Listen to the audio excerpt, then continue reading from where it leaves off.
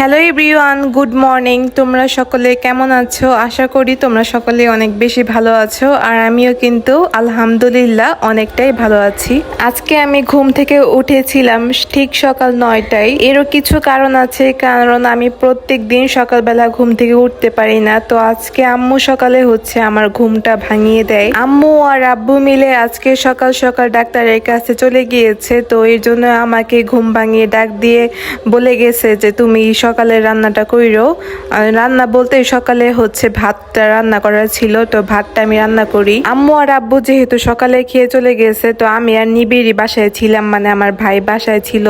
তো আমাদের দুজনের জন্যই রান্না করা ছিল। আম্মু বলছিল যে ভাতটা রান্না কইরো, আর তরকারি আছে ওটা দিয়ে খেয়ে নিও। আর দুপুরে তোমার খালামণিকে বললো যে মাছের তরকারি রান্না করে দিতে, তোমার খালামণি তোমাদের জন্য রান্না করে দিবে, সমস্যা নাই। আজকে যেহেতু আমি সকাল সকাল উঠছি, তাই ভাবলাম কিছু কাজ করে নেই। আর এই কাজগুলো অনেক দিন থেকে করব ভাবছি, 4-5 দিন থেকে ভাবতেছি যে আমার বিছানার চাদরটা ধুয়ে দেওয়া দরকার। তো তার জন্য আজকে সকাল সকাল আমার বিছানার চাদর, তারপর ঘরের মশারি, সেই দুইটা জিনিস ভিজিয়ে দিলাম। এগুলো ধুয়ে নিব, কারণ অনেক অপরিষ্কার হয়ে গিয়েছে।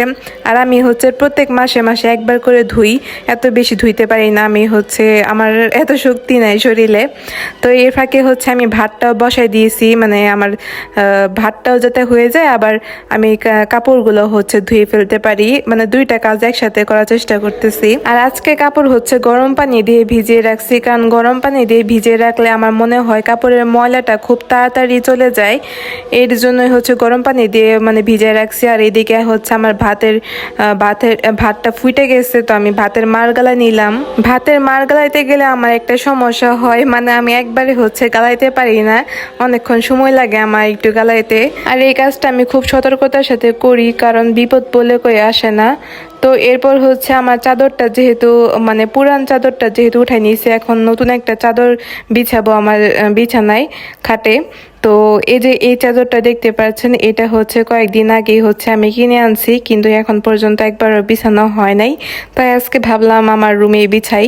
তো চাদরটা দেখেন, কালারটা আকাশি কালার, আমার রুমের কালার বেগুনি কালার। তো এই কালারের সাথে এই কালার রুমের সাথে চাদরটা মানায় নাই, যা বুঝতে পারলাম। আমার মনে হয় সাদা কিংবা হলুদ কালার চাদর একটা আনলে ভালো হইতো।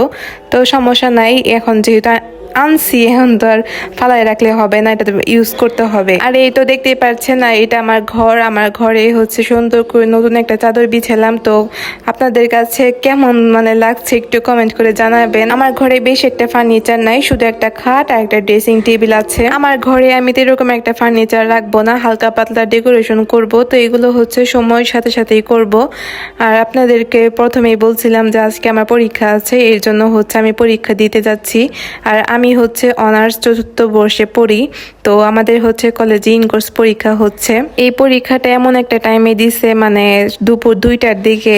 সকালে যে একটা নাস্তা করি, ওইটা নিয়ে ওইটা খেয়ে যাইতে হয় কলেজে। দুপুরে খাওয়ার আর সময় পাওয়া যায় না। পরীক্ষা কিন্তু বেশি সময় না, মাত্র 30 মিনিটে। তো আমাদের বাসা থেকে আমার কলেজের দূরত্ব বেশি না, মাত্র 20 টাকা লাগে ভাড়া।